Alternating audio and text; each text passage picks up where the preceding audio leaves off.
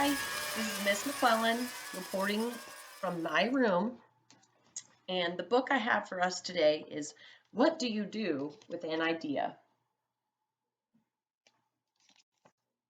I'm going to read the back to you first, too, because I like the summaries before the book before we get started. What do ideas become? Big things, brave things, smart things, silly things, good things? Things like stories, artwork, journeys, inventions, communities, products, and cures. Everything you see around you was once an idea. So what will become of your idea? Now that's up to you.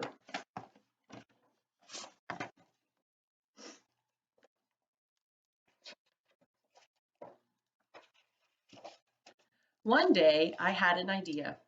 Where did it come from? Why is it here? I wondered. What do you do with an idea?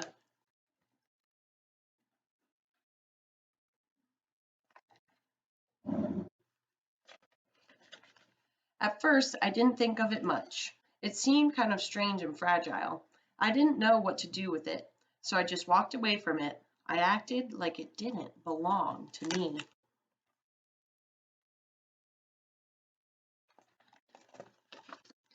But it followed me.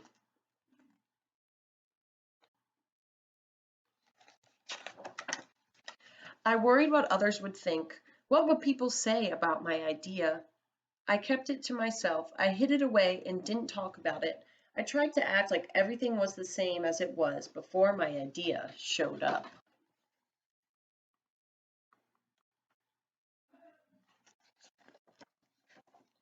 But there was something magical about my idea.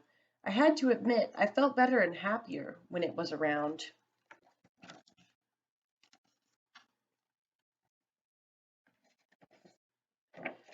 I wanted food. I wanted it to play.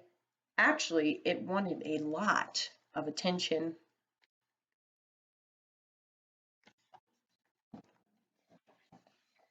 It grew bigger, and we became friends.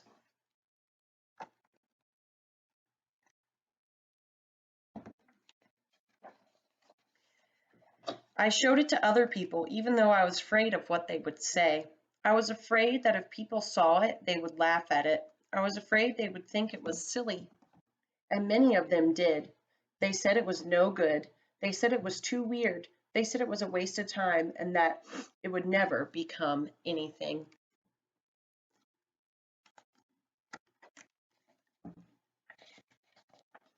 And at first, I believed them. I actually thought about giving up on my idea.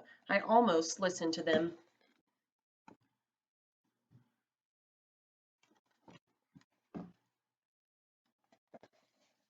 But then I realized, what do they really know? This is my idea, I thought.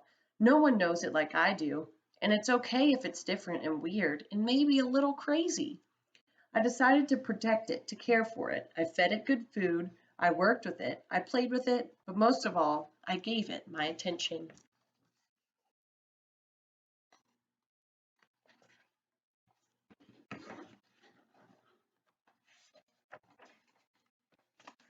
My idea grew and grew, and so did my love for it. I built it a new house, one with an open roof, where it could look up at the stars, a place where it could be safe to dream. I liked being with my idea. It made me feel more alive, like I could do anything. It encouraged me to think about it then, to think bigger. It shared its secrets with me. It showed me how to walk on my hands because it said it's good to have the ability to see things differently.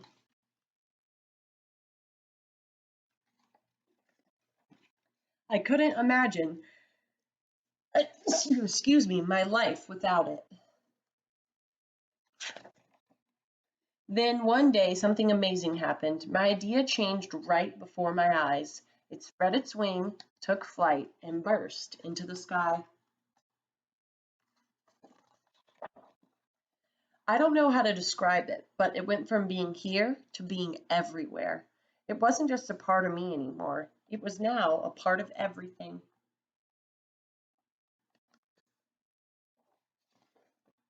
And then I realized, what do you do with an idea? You change the world.